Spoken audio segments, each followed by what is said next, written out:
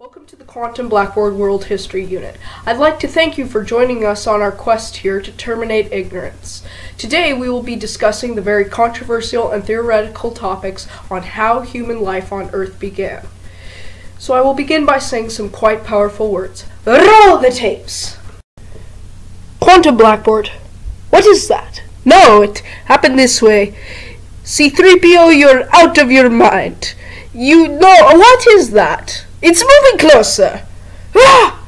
It's moving closer! Get it away! Get it away! Get out! It took him. Oh, great. Oh, it's gonna take us all! Oh, the king. Oh, well, think it took C3. Oh, it's a pirate. Oh, no, it took us all. Never mind.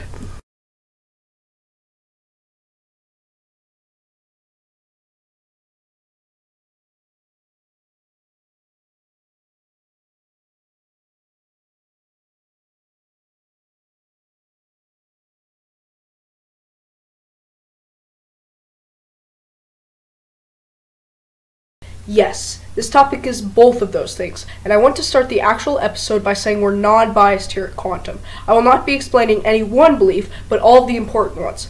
Nor will I be explaining any belief from a perspective deeming it as incorrect or correct.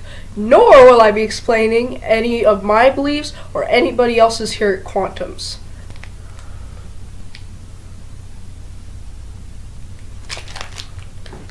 Sorry. Humans are really amazing creatures. Honestly, we have these devices to send information anywhere and enlighten ourselves. We developed this bar, which cost me a measly $2. Just kidding, it's gluten-free, it cost $4. And the circuits we developed. I mean, maybe in a few years we can be making mnemonic memory circuits out of bear skins and stone knives. I congratulate those who got that. Yet, it had to start somewhere, with the epic fight of man versus nature, the elements pitched against the Homo sapiens. And now, all that time later, here we are, with our $2 bars, our circuits, our internet video streaming, and this. Notice this is not animal skin. We now control the elements. We have now entered, not officially, London's still working on that, the age of the Anthropocene. Are out of the age of the Holocene, Anthropocene meaning man. So I'm going to break this down into a few theories. First is the theory of evolution. Now I know you're saying there's so many different types of evolution you can't possibly fit them into one category. And I agree. In fact, scientist Simon Conway Morris stated, when discussing organic evolution, the only point of agreement seems to be it happened. Therefore, there is little consensus. But all evolution theories grew out of Darwin's theory. Charles Darwin was an English naturalist and geologist in the mid-1800s. He wrote the book The Origin of Species after visiting the Galapagos Islands, and that book first described evolution. Here are a few of his words. The affinities of all the beings in the same class have sometimes been represented by a great tree. I believe this simile largely speaks the truth. The green and budding twigs may represent existing species, and those produced during each former year may represent the long succession of extinct species. The limbs divided into great branches, and these into lesser and lesser branches, were themselves once when the tree was small budding twigs.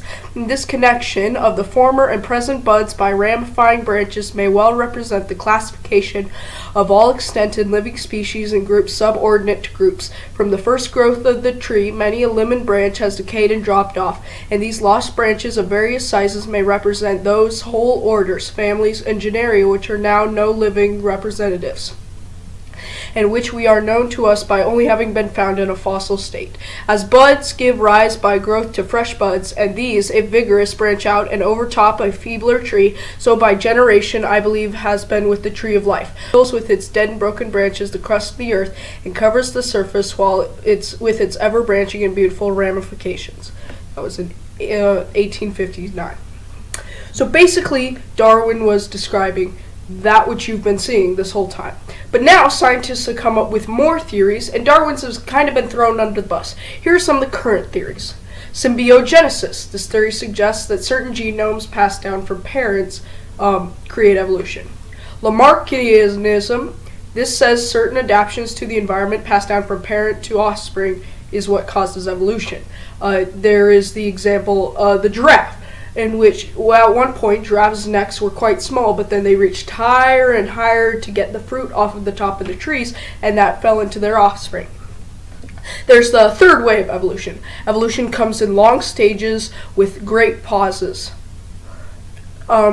It's kind of combining all the theories of evolution. Punctuated equilibrium. This theory states that evolution comes in long stages with large spurts and no growth. It is supported by the fact that some fossils show no connection between them, but have to have a connection, or else the whole idea of evolution is gone. Those are just a few of the current theories, all of which are current as of May 16, 2015. But there are a few theories in the past that are now debunked. One is Goldschmidt's hopeful monster theory, stating that things evolved by weird mishappenings, like a bird laying an egg, and upon its hatching finding that it was a bird that it had hatched. Another is quantum evolution, which states that evolution was caused by large differences in temperature and environment. Now the similarities between these is all that they basically agreed that the Homo sapien line started in East Africa, particularly in the Oldavi Gorge in Tanzania around 6000 BCE or BC. All of the hominin, the name for all the versions, for lack of a better word, before the modern human, were in Africa until about 2 million years ago.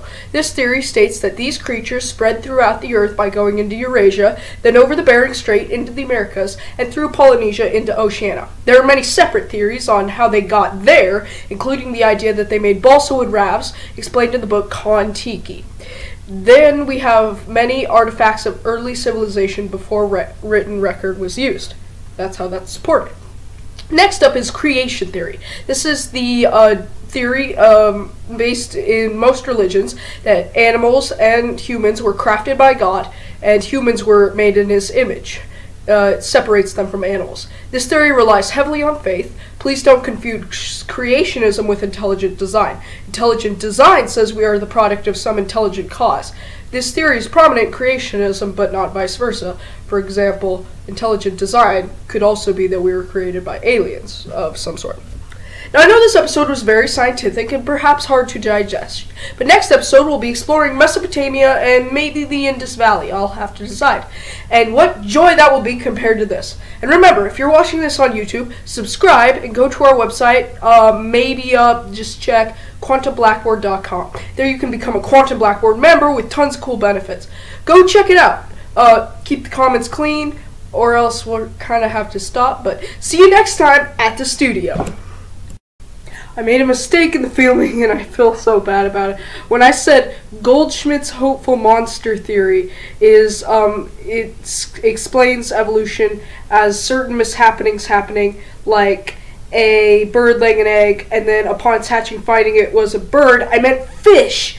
A bird laying an egg and upon its hatching finding it was a fish, not a bird, because it laying a bird would be completely normal and a fish is weird. And that's